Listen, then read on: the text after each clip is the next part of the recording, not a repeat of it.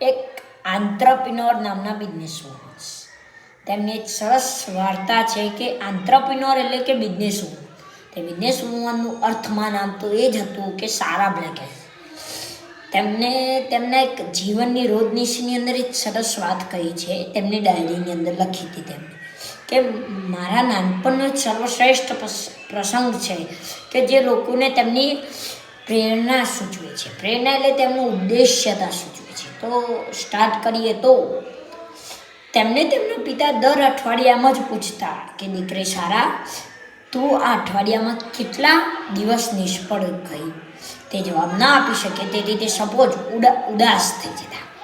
પરંતુ તેમને ધીમે ધીમે સમજાતું ગયું કે નિષ્ફળતા એટલે કે જે ગુમાવી શકીએ તેવું જ, પરંતુ એવું ગુમાવી શકીએ કે જેને મેળવવા માટે આપણે કશો પ્રયત્ન જ ન કર્યો હોય.